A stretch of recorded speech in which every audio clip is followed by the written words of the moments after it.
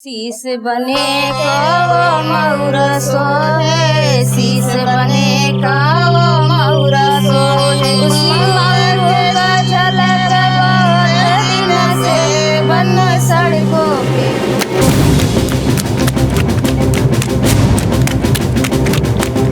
मऊ का झलक बहुत दिन से बन सड़कों पे, घूमे दुल्हन बन के बने सड़कों पे, घूमे दुल्हन बन।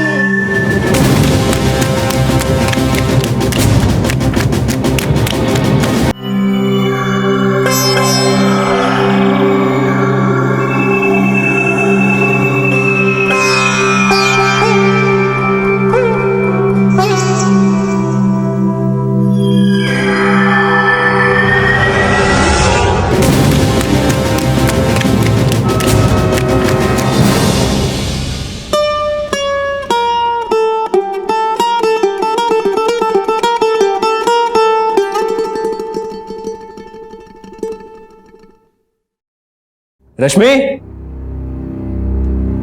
रश्मि,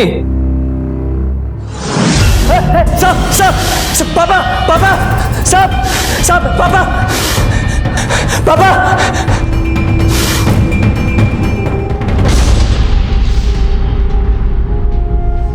मैया की जय जय जय जय जय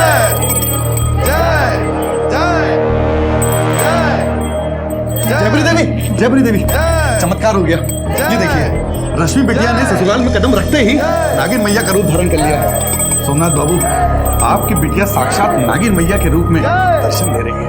जय जय जय जय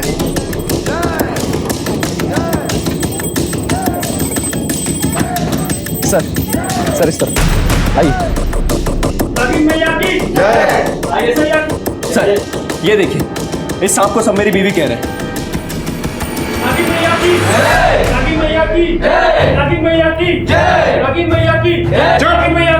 बंद करो ये ढोंग। ठाकुर, सबको बाहर लेके जाओ। चलिए आप लोग बाहर निकलिए।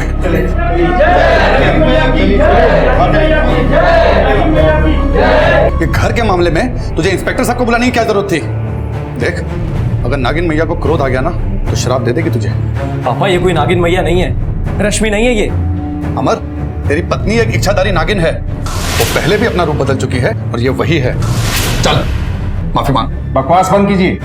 ये इच्छाधारी नागिन वाली फालतू बातों में टाइम वेस्ट करने से अच्छा है ये सोचिए कि आपकी बहू गई कहां।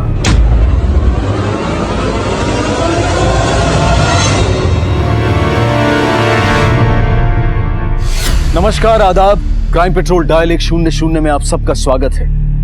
एक नई नवेली दुल्हन अपनी सुहाग की सेज से अचानक गायब हो जाती है और उसकी जगह पर एक सांप पाया जाता है। बिहार के समस्तीपुर जिले के इस गांव के लोग तो इस घटना से हैरान होने की बजाय खुश थे और इस अजीबोगरीब घटना को अपना सौभाग्य मान रहे थे। गांव वाले क्यों रश्मि को एक इच्छाधारी नागिन मान रहे थे? कौन सा जुर्म रश्मि के नागिन के रूप के पीछे अपना फन फैला रहा था?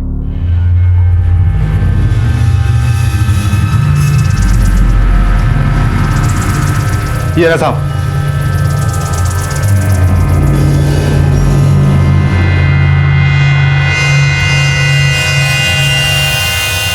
सर पापा हमें बचपन से बताया करते थे कि रश्मि इच्छाधारी नागिन है, पर सर हमने कभी देखा नहीं क्योंकि हम 7 साल की उम्र में शहर पढ़ने चले गए थे।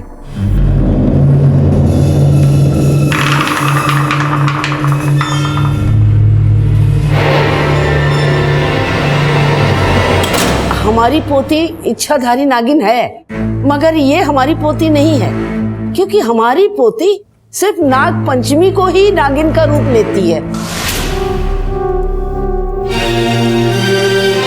नागिन मैया की दरोगा साहब, रश्मि बिटिया तो साक्षात नागिन मैया का रूप है। आज हम उन्हीं की कृपा से जिंदा है।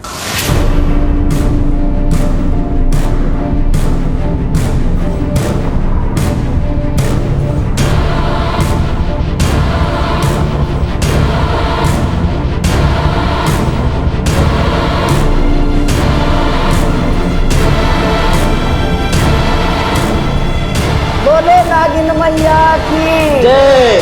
बोलो नागिन मैया की जय। जयपरी देवी पर हमेशा नाग देवता का आशीर्वाद था। वो गांव वालों को खतरनाक से खतरनाक सांप के डसने से बचाती आई हैं। और जब रश्मि पैदा हुई तो उसके माथे पर नाग का निशान था।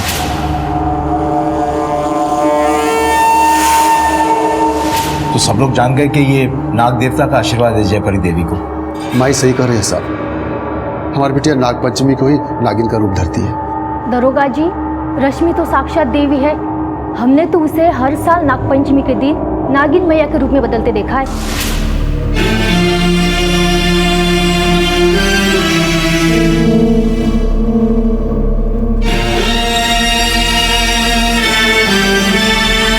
हेलो जी दादी।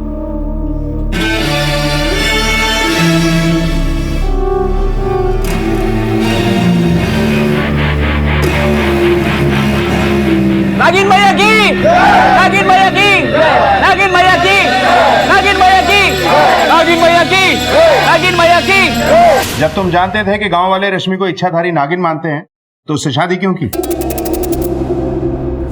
अरे पगला गए हो का? शादी नहीं कर सकता? अरे 4 किताबें क्या पढ़ ली, अपने आप को बहुत होशियार समझने लगे हो।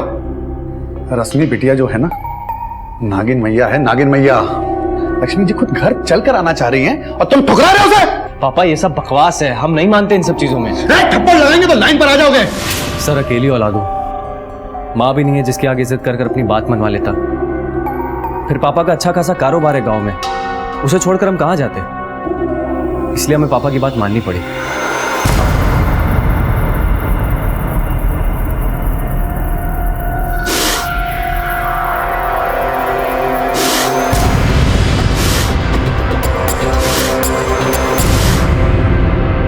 रश्मि के कमरे में जाने के कितनी देर बाद तुम कमरे में पहुंचे? सर यही करीब 8-10 मिनट बाद।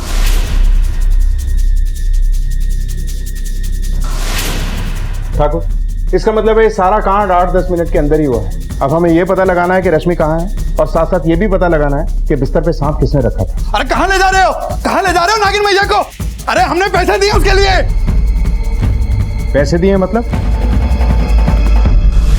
अरे प्रताप बेटा, कल हमने सपने में देखा कि नागिन मैया की शादी आपके बेटे अमर से हो रही। ऐसा हुआ तो हमारे भाग्य खुल जाएंगे। इसके लिए आपको कुछ दान पुण्य करना पड़ेगा। बताइए कितना देना होगा? 15 लाख।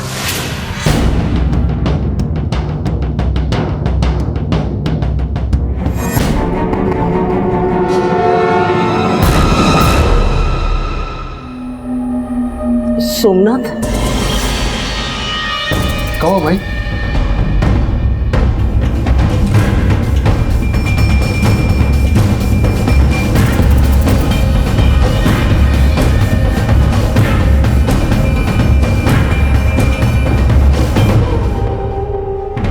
सोमनाथ, हो गया सत्यानाश।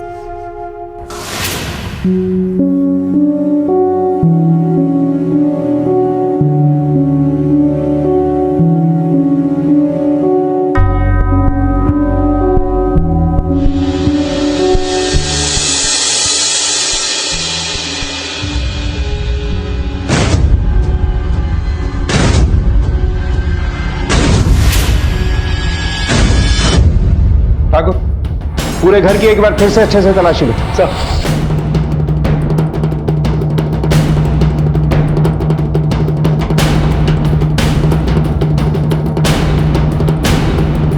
आइए, ये देखिए सर, ये क्या? छोड़ देना।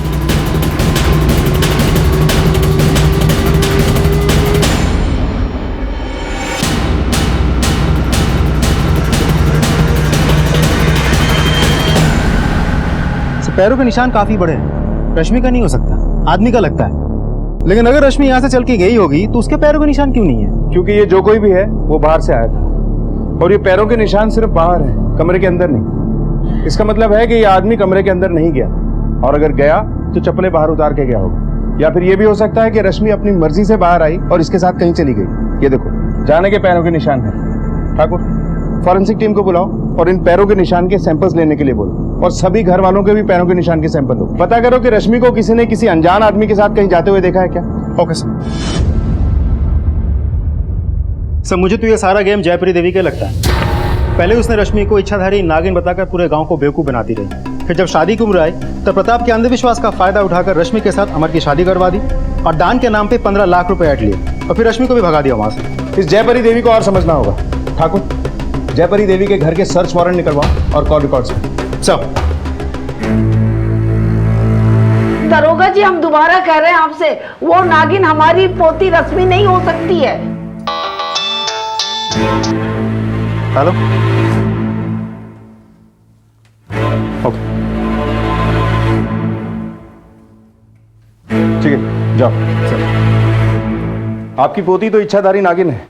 इस बार आपकी इच्छा से नागिन नहीं बनी, इसीलिए आप पहचानने से इनकार कर रही हैं। हम पर आरोप लगाने से पहले एक बार उस सांप को यहाँ ले आओ, फिर दूध का दूध और पानी का पानी हो जाएगा।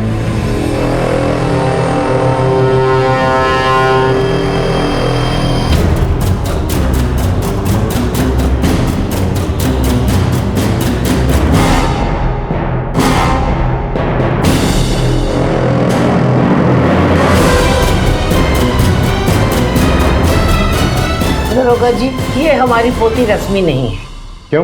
क्योंकि ये नाग है, नागिन नहीं। हमारी पोती रश्मि के साथ जरूर कोई साजिश हुई है।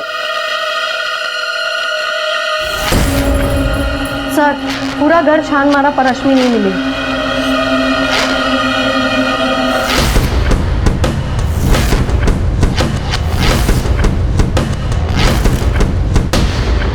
सर, मैंने ही आपको फोन किया था।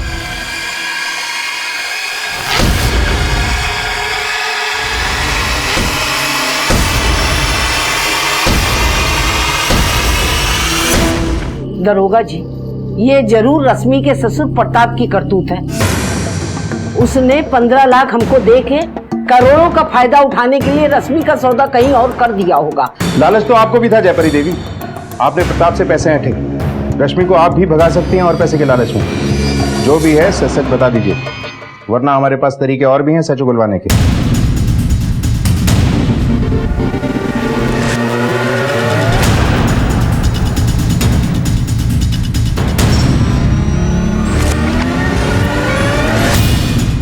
पूरा बदन नीला पड़ गया है, मुंह पर झाग के दाग भी है, मतलब इसकी मौत जहर से हुई। शुक्ला, तलाशी लो। सर,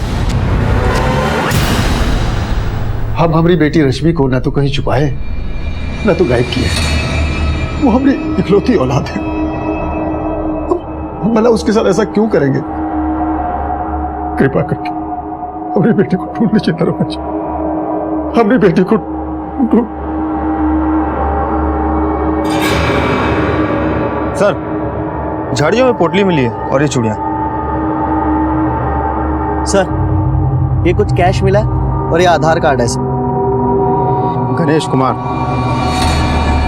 अगर रश्मि को आपने नहीं भगाया तो हो सकता है कि आपके जंजाल से छूटने के चक्कर में वो खुद ही कहीं चली गई हो। दरोगा जी, रश्मि साक्षात इच्छाधारी नागिन है।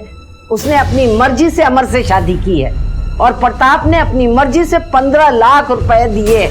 दरोगा जी, हमारा विश्वास करिए, रश्मि के गायब होने में हमारा कोई हाथ नहीं है। ये एड्रेस तो इसी गांव का है। पता करो ये कौन है और इस लाश को पोस्टमार्टम के लिए भेज दो। सर,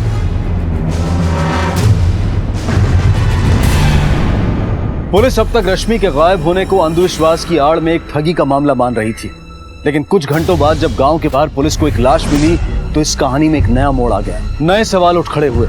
गणेश कुमार और गन्नू की हत्या से रश्मि का क्या संबंध है? क्या रश्मि की भी हत्या हो चुकी है? और अगर उसकी हत्या हो चुकी है तो फिर उसकी लाश कहाँ है? और अगर वो जिंदा है तो वो इस वक्त कहाँ है?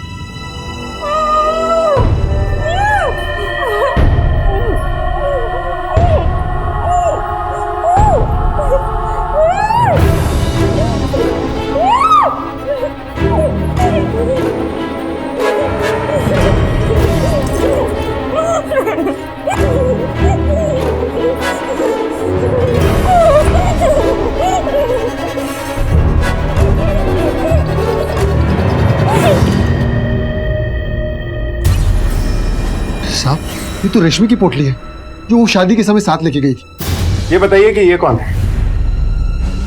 इस आधार कार्ड पर आपके घर का एड्रेस है। ये तो हमारा नौकर गन्नू है। गन्नू, 10 साल का था तब से पाल पोस कर बड़ा किया, हमारे घर में ही रहता है। हमें इसकी डेड बॉडी मिली। क्यों मारा इसे? जिस अनाथ लड़के को हमने पाल पोस कर बड़ा किया उसे हम क्यों मारेंगे भला? तो फिर किसने मारा होगा इसे? पता नहीं साहब, फिर किसने मारा होगा। ये गन्नू और रश्मि के बीच कुछ प्यार व्यार का चक्कर चल रहा था क्या? ये कैसी बात कर रहे हो? रश्मि हमारी साक्षात नागिन है, सारे गांव वाले उसे नागिन मैया मानते हैं। वो भला प्यार वार के चक्कर में क्यों पड़ेगी? तो वो दोनों एक साथ कैसे थे? जहाँ हमें गन्नू की डेड बॉडी मिली थी वहीं से रश्मि की पोटली भी मिली। सर, झाड़ियों में पोटली मिली है और ये चूड़ियाँ। पता नहीं साहब।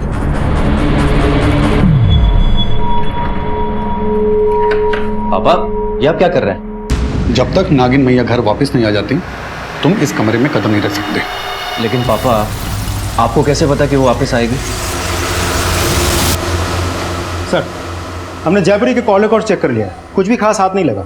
एक और बात सर, प्रताप के घर से जो नाग मिला है वो जहरीला नहीं है। मतलब अब हमारे शक के दायरे में प्रताप भी। इस प्रताप के भी कॉल रिकॉर्ड से करवाओ और इसके पीछे खबरें लगा दो। Okay sir. और जिन चप्पलों का निशान हमें प्रताप के घर से मिले थे वो गन्नू के चप्पलों से मैच करते हैं। और कमरे में भी रश्मि के साथ कोई जबरदस्ती के निशान नहीं मिले। इसका मतलब है कि रश्मि अपनी मर्जी से गन्नू के साथ भाग रही थी और रास्ते में किसी ने गन्नू को मार दिया। सर, ऐसा भी तो हो सकता है कि रश्मि ने ही गन्नू को मारा हो। कुछ तो है गन्नू और रश्मि का राज। गांव वालों से दोनों के बारे में पूछताछ करो। Okay sir.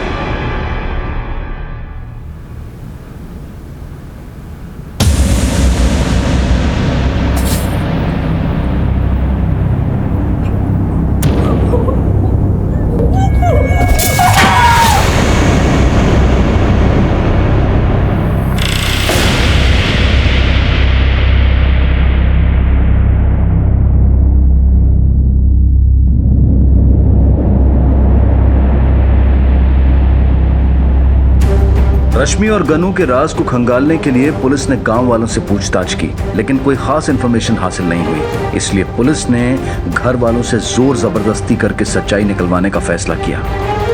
देखिए जयपरी देवी, गन्नू और रश्मि के राज का सच बता दीजिए, कहीं ऐसा ना हो कि जबरदस्ती हमें उगलवाना पड़े। बोलिए। बताती हूँ दरोगा जी। शादी के कुछ दिन पहले हमारा नौकर गन्नू और हमारी पोती रश्मि भागने की कोशिश कर रहे थे।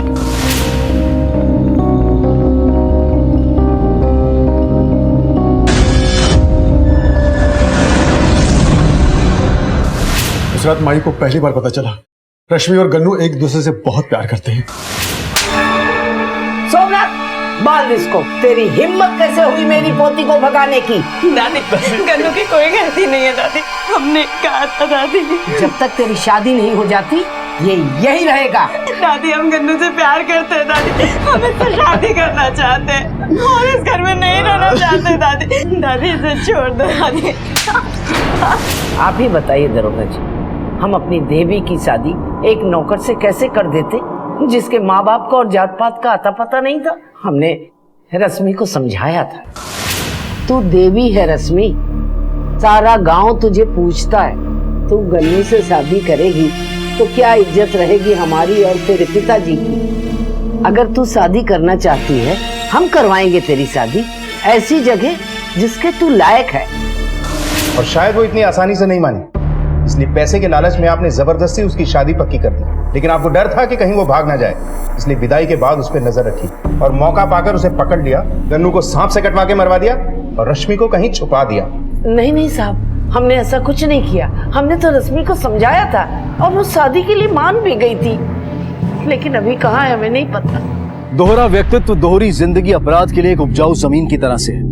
रश्मि को गायब हुए कुछ समय बीत गया था, लेकिन जयपरी देवी की बातों से ऐसा लग रहा था कि वो अब भी झूठ बोल रही है।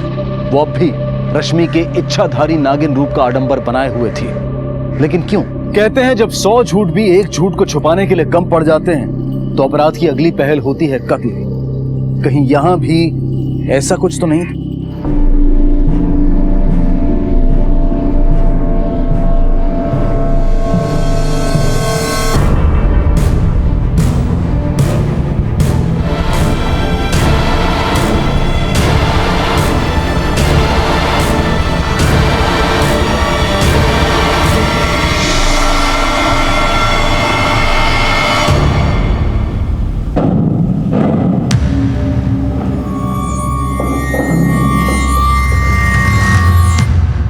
सर, गन्नू के पोस्टमार्टम रिपोर्ट से पता चला है कि उसकी मौत रात के तकरीबन 9:15 से 10:15 बजे के बीच हुई थी, वो भी सांप के काटने से। लेकिन गौर करने वाली बात यह है कि सांप ने उसे पीठ पे काटा था, पैर पे नहीं। तो ऐसा भी हो सकता है कि वो दोनों भाग रहे थे, गन्नू गिर गया और आसपास से कोई सांप आके उसे काट लिया। ये सब इतना भी आसान नहीं है ठाकुर, क्योंकि ये केस सांप के इर्द गिर्द घूम रहा है। रश्मि का गायब होना और फिर ये गन्नू की मौत भी सांप के काटने से हुई है। ये भी हो सकता है कि किसी ने मारने के इरादे से गन्नू के ऊपर सांप को फेंका और रश्मि को लेके भाग गया। एरिया में जितने भी सपेरे हैं सबसे पूछताछ करो, पता करो कि पिछले कुछ दिनों में किसी ने उनसे कोई सांप लिया है क्या। Okay sir.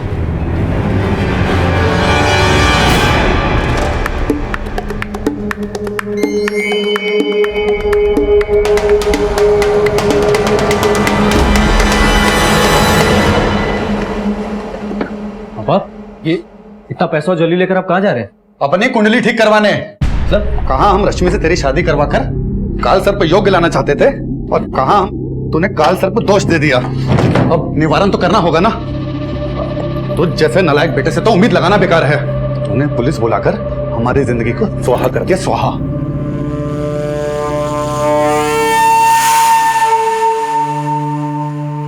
सर, इलाके के सभी सपेरों से पूछताछ करके पता चला है कि एक कोबरा सिर्फ बंसी के पास ही है, जिसने प्रताप के घर से सांप पकड़ा था। लेकिन हैरानी वाली बात यह है सर, बंसी भी गायब है। मतलब रश्मि के गायब होने और गन्नू के मर्डर के प्लान में इन लोगों ने बंसी सपेरे से ही सांप को लिया होगा। ठाकुर, जो पोटली हमें गन्नू के लाश के पास से मिली थी, हो सकता है कि रश्मि उसी में सांप को लेकर गई और मौका देखते ही सुहाग की सेज पर सांप को छोड़कर वहां से चली गई, ताकि लोगों को लगे कि उसने नागिन अवतार ले लिया। सर, यह भी तो हो सकता है कि बंसी को उनके प्लान के बारे में पता हो और उसने रश्मि के इच्छाधारी रूप के लालच में उस रात दोनों को बीच में ही दबोच लिया हो और फिर जहरीले सांप से गन्नू को मरवा दिया हो। रश्मि की पोटली की भी जांच करवाओ, पता तो चले कि उसमें सांप था भी या नहीं। और ये भी पता करो कि ये बंसी कहाँ है। सब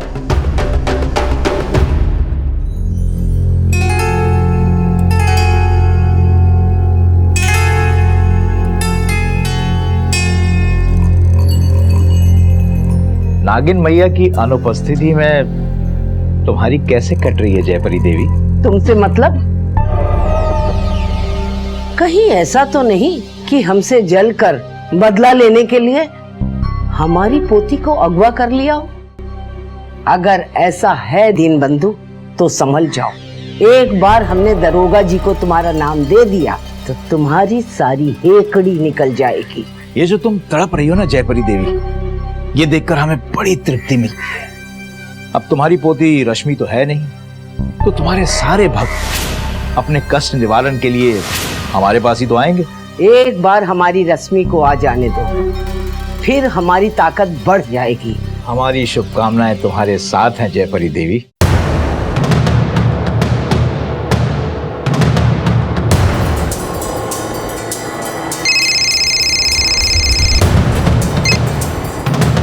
बोला था ना कॉल नहीं करने के लिए। हम घर पर हैं, बात नहीं कर सकते अभी।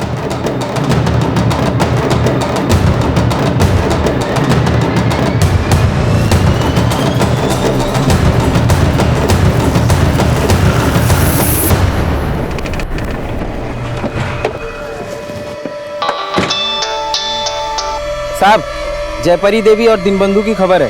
ठीक है, एक काम कर, उस पर नजर बना रख। ये दीनबंधु इस केस में एक नया पहलू हो सकता है। ओके सर, बंसी तो नहीं है, मगर ये बंसी की बीवी है। क्या हुआ साहब? बंसी कहाँ है? 2 दिन से कोई अता पता नहीं है। उसने तुम्हें नाग नागिन को बेचने के बारे में या किसी को देने के बारे में कुछ कहा था? 2 दिन पहले बहुत खुश थे, 2 सांप बेचकर 7,000 रुपया कमाया था। वो सांप जहरीले थे?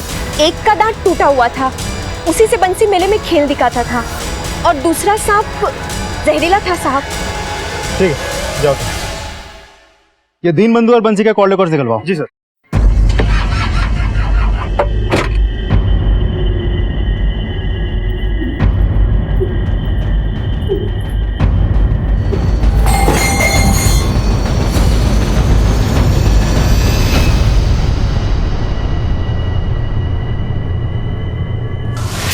पापा पापा, हमारे साथ कोई भी नहीं खेलता है।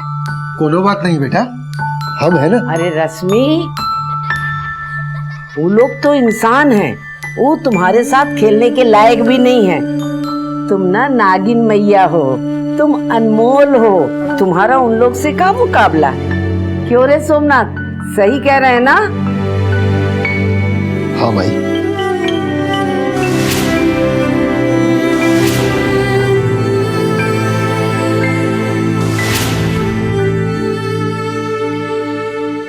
माई, तुम्हारे चक्कर में पड़ के हम अपना बेटे का जिंदगी बर्बाद कर दी है। जिंदगी भर तुम्हारी इच्छाधारी नागिन के ढोंग में हमारी बेटी अकेलेपन का शिकार हो गई। जवानी में अपनी मर्जी से कुछ करने को सोची तो भी तुम फुसला दी। चुप रहे, बहुत सुन ली तेरी बकबक। क्या था हमारे यहाँ, न जमीन न जायदाद, घानी भर रुपया देकर तेरा स्कूल में क्लर्क की नौकरी दिलवाई थी। अरे रश्मि को इच्छाधारी नागिन ना बनवाते तो क्या करते? ठन ठन गोपाल थे हम सब। क्या मिलता उसको और हम लोगों को साधारण जिंदगी जीकर। चल। दुनिया के लिए रश्मि नागिन मैया थी, सबके दुखों का निवारण करने वाली, सबको खुशियां देने वाली। लेकिन उसकी अपनी जिंदगी एक कठपुतली की तरह थी जिसकी डोर जयपरी के हाथों में थी। आजादी और खुशियां रश्मि से कोसों दूर थी। बचपन क्या होता है, दोस्त क्या होते हैं, गुड्डे गुड़ियों का खेल क्या होता है, ये रश्मि कभी जान ही नहीं पाई। और शायद गन्नू के साथ उसका प्रेम भी उसके भक्तों को पसंद नहीं आया, जिसकी सजा गन्नू को मौत के रूप में मिली। अब पता नहीं रश्मि के लिए कौन सी सजा तय की गई थी। सर, रश्मि की पोटली के टेस्ट रिपोर्ट से कंफर्म हो गया, उसमें साफ था। और बंसी के कॉल रिकॉर्ड से कुछ मिला? सर, 25 तारीख को रात के तकरीबन 9:15 से 10:15 बजे के बीच बंसी के मोबाइल के कॉल लोकेशन उसी एरिया पर ट्रेस की गई है जहां हमें गन्नू की लाश मिली थी। और करीब 9:30 बजे उसने संजय को फोन किया। संजय दीनबंधु का इकलौता बेटा। हमारे खबीर ने गांव में पता किया तो पता चला कि इस दीनबंधु और जयपुरी के बीच काफी सालों की पुरानी रंजिश है। तो फिर हो सकता है कि दीनबंधु को पता हो कि रश्मि सपेरे के कब्जे में और जयपरी से बदला लेने के लिए ही उसने रश्मि को अगवा किया हो। सर, हमने दीनबंधु के कॉल रिकॉर्ड चेक करवाया, उसने कभी बंसी के साथ फोन पर बातचीत नहीं की। और जब गन्नू की मौत हुई तब वो प्रताप के घर पर नागिन की पूजा कर रहा था। मुझे याद है उस दिन संजय वहीं पे था। बस जानना यह है कि बंसी ने संजय को कॉल क्यों किया।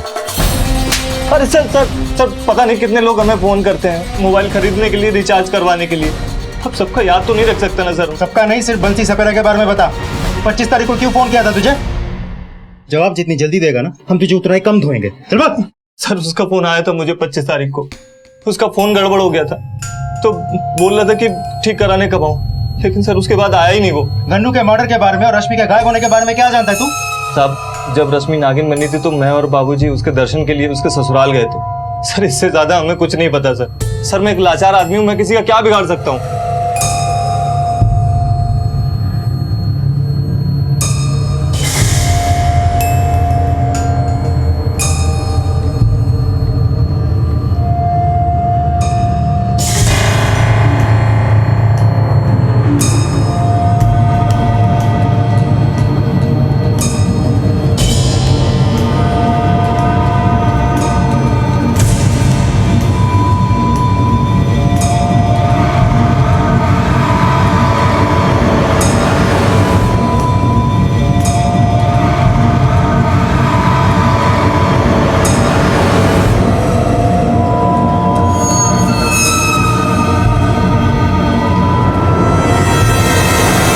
मेरे हिसाब से इस बंसी सपेरे ने ही गन्नू का मर्डर किया और रश्मि को किडनैप किया है। सब बंसी ने कोबरा सप्लाई किया है। शायद बंसी को गन्नू और रश्मि के प्लान के बारे में पहले से ही पता था, जिसका फायदा उसने उठाया। तो ऐसा भी हो सकता है कि बंसी ने रश्मि को पैसों की लालच में अपने पास कैद करके रखा हो ताकि लोगों के अंधविश्वास का फायदा उठाकर ये और पैसे बना सके। प्रताप, हो सकता है प्रताप ने पैसे के लालच में 15 लाख रुपए में जयपरी से रश्मि का सौदा किया। अब ज्यादा पैसे में रश्मि को बेचने की सोच रहा हूं। सर, हमने गांव में पता किया है, दीनबंधु और जयपरी के बीच सालों से गांव में पावर गेम चल रहा है। तो ऐसा भी हो सकता है कि रश्मि को रास्ते से हटा के दीनबंधु गांव वालों को फिर से जयपरी की तरफ से अपनी तरफ खींचने की कोशिश कर रहा है। इस सब में एक शख्स पे तो हमारा ध्यान गया ही नहीं, अमर। हो सकता है कि अमर को गन्नू और रश्मि के अफेयर के बारे में पता चल गया और अमर ने ही सबसे पहले रश्मि के गायब होने के बारे में हमें बताया ताकि हमारा ध्यान इस पर से हट जाए। इस अमर के कॉल रिकॉर्ड निकलवाओ और एक खबरी को इसके पीछे लगा दो। Okay sir. हेलो,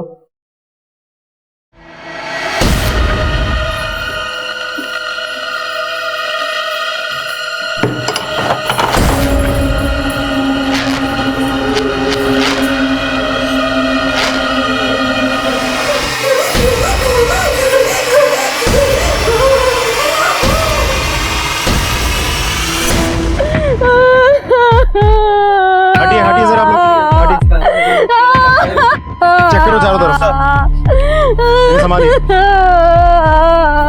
साहब सुबह घर आए थे, बोला कि हमको लॉटरी लगी है, हम लॉटरी का पैसा लेकर आते हैं, सामान बांध कर रख लो। सर आसपास अच्छे से चेक किया, ना तो कोई मर्डर वेपन मिला, ना ही कोई एविडेंस। बॉडी को पोस्टमार्टम के लिए भिजवा दो। सर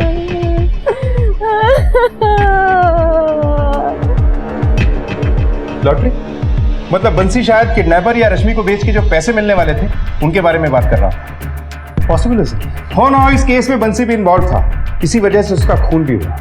लेकिन सर ये कर कौन सकता है? वही जिसने बंसी को इस काम की कीमत दी और जिसे गन्नू और रश्मि के भागने के प्लान के बारे में पता था।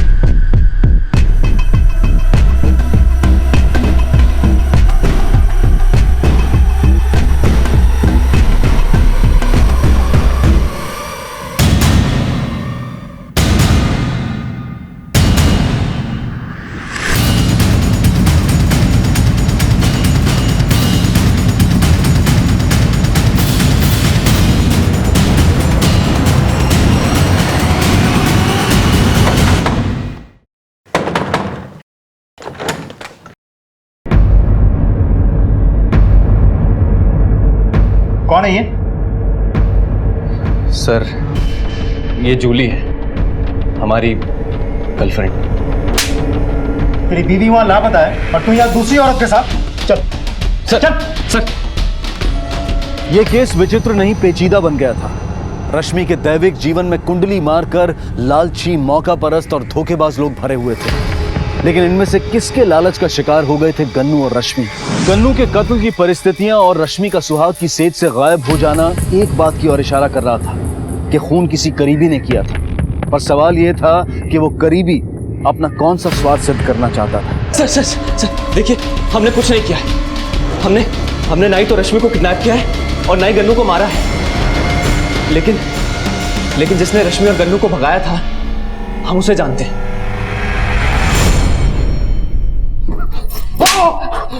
बता दो साहब, हमने ही रश्मि और गन्नू को भगाने का प्लान बनाया था और बंसी से सांप लेके रश्मि को सुहाग की सेज पर रखकर गायब होने को कहा। हम अपनी बच्ची की खुशी चाहते थे साहब, लेकिन माही ऐसा नहीं चाहती थी। माही ने उसकी शादी अमर से तय कर दी। शादी से कुछ दिन पहले अमर हमसे मिला था।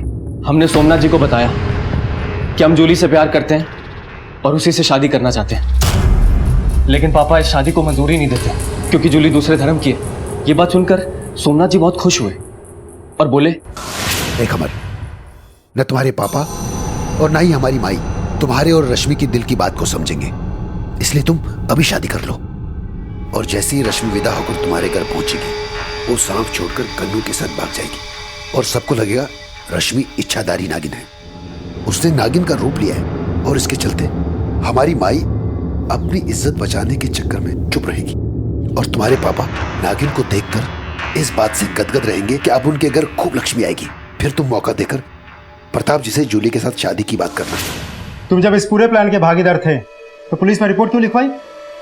उस रात सांप को देखकर हमें अचानक ख्याल आया कि कहीं पापा अपने अंधविश्वास में हमारी दूसरी शादी होने ही ना दे। हम बहुत डर गए थे साहब, इसलिए हमने चिल्ला दिया कि सांप है और पुलिस में जाकर कंप्लेंट करवा दी, ये सोचकर कि अगर आप आएंगे तो पापा को विश्वास हो जाएगा कि उनके साथ 420 हुई है। लेकिन सब खेल उल्टा पड़ गया।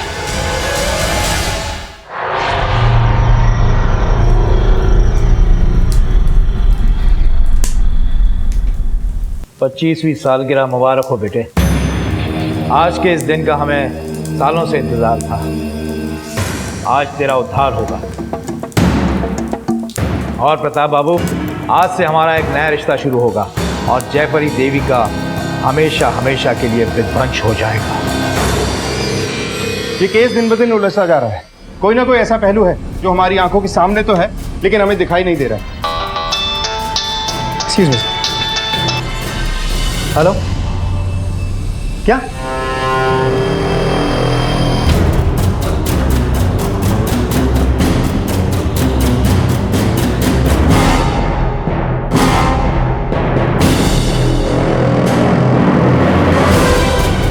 बॉडी को पोस्टमार्टम के लिए भेजो और पूरे घर की तलाशी लो। Yes sir. साहब, ये पैसे बली के पैसे नहीं है साहब, ये तो हम और दीनबंधु जी मिलकर रश्मि के नाम का मंदिर बना रहे थे, उसी के लिए थे, ताकि जो पैसे हमने रश्मि के जाने पर गंवाए थे उन्हें वसूल कर सकूं। बाबूजी आज नाग नागिन की शादी कराकर इस नागिन की बलि चढ़ाना चाहते थे। उनका विश्वास था कि हमारी 25वीं सालगिरह पर नई सुहागन नागिन के खून से नहलाने पर हमारा पैर ठीक हो जाता है। और बलि तुम्हारे बाबूजी की ही चढ़ गई। किसने मारा उन्हें?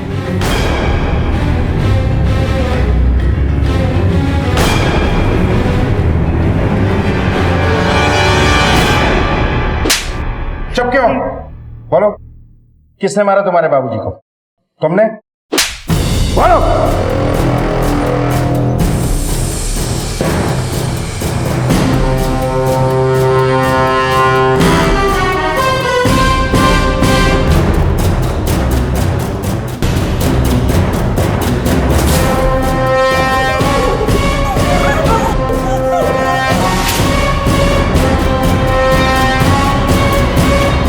सर, ऊपर वाले कमरे से ही सब मिला। रश्मि का ही लगता है। ये सब छुपा रहा था? मतलब ये सारा कांड तेरा किया धरा है? बोल, रश्मि यहाँ कैसे आई? और अब रश्मि कहाँ है? या उसकी भी बलि चढ़ा दी अपने बाबूजी की तरह? बोल! नहीं सर, रश्मि को हम शादी की रात लाए थे, लेकिन वो जिंदा है सर, और उसी ने ही हमारे बाबूजी का खून किया है सर।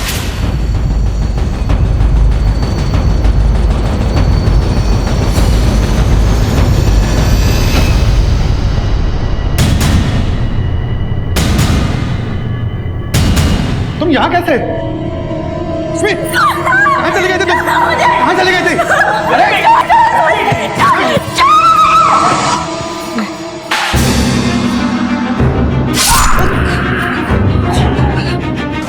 रश्मि भाग के अपने घर ही गई होगी, जाके चेक करो। सर, अब सच बोलेगा? 25 तारीख को हमने गन्नू को पीसीओ पर किसी के साथ बात करते हुए सुना कि वो अपनी बीवी के साथ दिल्ली आ रहा है। तो ये सुनकर हमारे कान खड़े हो गए। सर, गन्नू बहुत घबराया हुआ था, तो इसी बात का फ़ायदा हमने उठाया और उसे बहला फुसलाकर सारी बात कहलवाई। तो उसने बताया कि वो रश्मि को लेकर भाग रहा है, क्योंकि वो रश्मि से प्यार करता है। लेकिन जयपरी देवी रश्मि की शादी अमर से करवा रही थी। गन्नू ने यह भी बताया कि सोमनाथ चाचा ने उसे 10,000 रुपये दिए हैं, और उसने बंसी सपेरे से एक नाग भी लिया जो रश्मि अपनी जगह ससुराल में छोड़कर भागेगी। सर, रश्मि अगर हमारी ना हो सकी तो कम से कम उस नौकर गन्नू की तो नहीं होने देता, लेकिन इससे अच्छा मौका हमें कहाँ मिलता। हमने सोच लिया था कि गन्नू को मरवा के रश्मि को अपने कब्जे में कर लेंगे, तो देखते हैं कि रश्मि हमें कैसे मना करती है। इसलिए हमने बंसी सपेरे को पैसे का लालच दिया और उसे एक जहरीला सांप लेकर वहाँ भेजा, ताकि वो गन्नू को सांप से कटवा कर मार दे और रश्मि को बेहोश करके हमारे पास ले आए।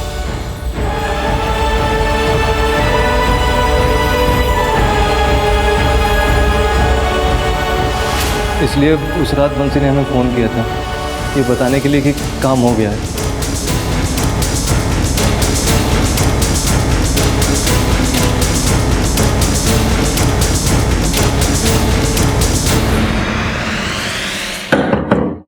बंसी को क्यों मारा? वो पैसा तो आपको देना ही पड़ेगा, हम बता दे रहे हैं आपको। तू क्या कर लेगा अगर मैं पैसा नहीं दूंगा? बता। वो हमें पैसे के लिए ब्लैकमेल कर रहा था। तेरे एक बदले की आड़ में एक के बाद एक जुर्म के सिलसिले शुरू हो गए।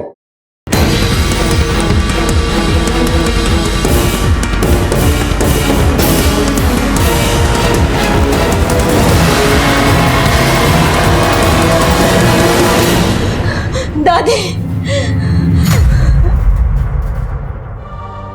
रश्मि, रश्मि, तू आ गई? बेटा भगवान का शुक्र है, मैं तो सोच भी नहीं सकती थी कि तेरे बिना क्या होगा।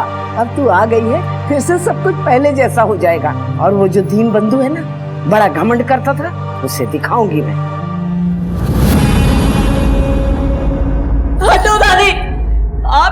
लालची औरत हो। मैं इतने दिन से कहा थी, कैसी थी, किस हालात में थी, ये सब पूछने की बजाय आपको सिर्फ अपने पैसे कमाने की बड़ी है। आपको मेरी कोई फिक्र ही नहीं है। मैं जा रही हूँ। रुक, कहाँ जा रही है? लोगों को आपका ढकोसला बताने और पुलिस को सब कुछ सच सच बताने। बस दादी, मैं अब आपके धोखे के खेल का और हिस्सेदार नहीं बनना चाहती। दादी छोड़ो मुझे, दादी।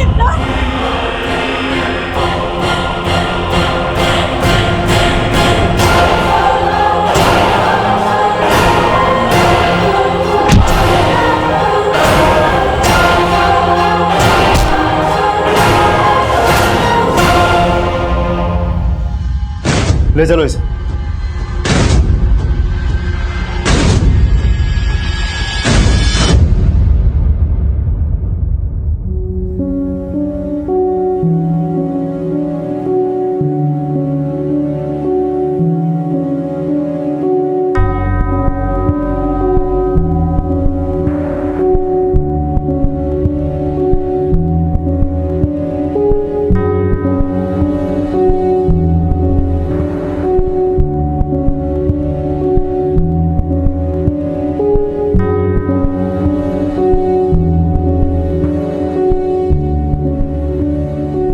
देखा जाए तो आधुनिक समाज के परिवेश में हम सब एक दोहरी जिंदगी जी रहे हैं। रश्मि बचपन से ही एक इच्छाधारी नागिन की दोहरी झूठी जिंदगी जी रही थी और जयपरी देवी अपने लालच को परिवार की तरक्की का नाम देकर दोहरे मापदंड अपना रही थी। सोमनाथ दिल में भले ही अपनी बेटी से बहुत प्यार करता हूं, लेकिन बेटी पर हो रहे अत्याचार के लिए मां के खिलाफ कभी आवाज नहीं उठा पाया और हमेशा मां की गलतियों में उसका साथ देता रहा।